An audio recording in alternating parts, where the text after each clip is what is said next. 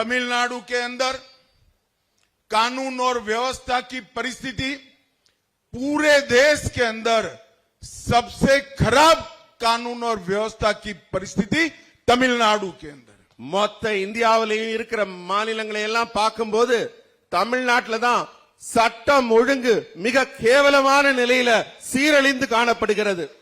Premium संस्थाएं और university में भी हमारी महिलाएं छात्राएं सुरक्षित नहीं है. பல்கலைக்கழகம் போன்ற மிக முக்கியமான இடங்கள்ல கூட நம்முடைய பெண்கள் நம்முடைய சகோதர சகோதரிகள் மானத்தோடு சென்று வரக்கூடிய பாதுகாப்போடு சென்று வரக்கூடிய சூழல் இல்லை என்பது மிகவும் மோசமான முன்னுதாரணம். 700 दिन के बाद भी वेंगई वायल घटना के असली दोषियों को गिरफ्तार नहीं किया गया है. வேங்கை வயலில் நடந்த ஒரு சம்பவம் நடைபெற்று 700 நாட்கள் கழிந்த பிறகு கூட இன்னும் குற்றவாளியை கண்டுபிடிக்க முடியாமல் அந்த கேஸ் இன்னும் அப்படியே தொங்கிக் கொண்டிருக்கிறது.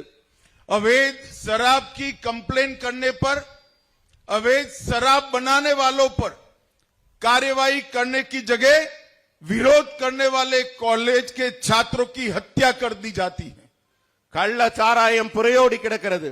கள்ளச்சாராயம் காய்ச்சறவங்களை பிடிக்காம கள்ளச்சாராயம் காய்ச்சறாங்கன்னு யாரு கம்ப்ளைண்ட் கொடுக்கிற கல்லூரி மாணவர்கள் திடீரென்று கொல்லப்படுகிறார்கள். और मित्रों, देश विरोधी प्रवृत्ति भी चरम सीमा पर है. இப்ப தேச विरोध சிந்தனை மட்டும்தான் இங்கு ஆட்சி கட்டிலில் இருக்கிறது. 1998 के बॉम्ब विस्फोट के आरोपियों का, इसके मास्टरमाइंड का अंतिम यात्रा को सुरक्षा देने का काम ये तमिलनाडु सरकार ने किया है. 1998 நடைபெற்ற ஒரு வெடிகுண்டு சம்பவம் இருக்கிறதே, அந்த வெடிகுண்டு சம்பவத்திற்கு காரணமானவர்களை கூட இந்த அரசு காவல் பாதுகாப்போடு அழைத்து கொண்டு செல்லும் அவல நிலைதான் தமிழகத்தில் இருக்கிறது. ड्रग माफियाओं को भी ड्रग बेचने की खुली छूट यहां पर मिली हुई है. சிந்தட்டிக் ட்ரக்ஸ் சொல்லக்கூடிய கல்லூரி மாணவர்களையும் இளைஞர்களையும் கெடுக்கும் இந்த ட்ரக் மாஃபியா கும்பல் கூட ஆட்சியாளர்களின் ஆசையோடு நடைபெற்றுக் கொண்டிருக்கிறது. अवैध खनन करने वाले खनन माफिया राजनीति को भ्रष्ट करने में लगे हैं.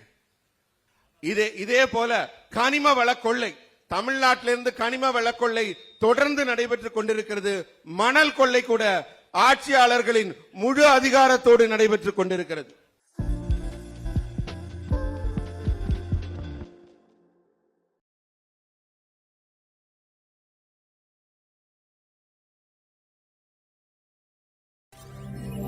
ವಿಶ್ವ ಪ್ಲಸ್ ಜನಹಿತಕ್ಕಿದು ಜ್ಞಾನದ ಜಾಲ.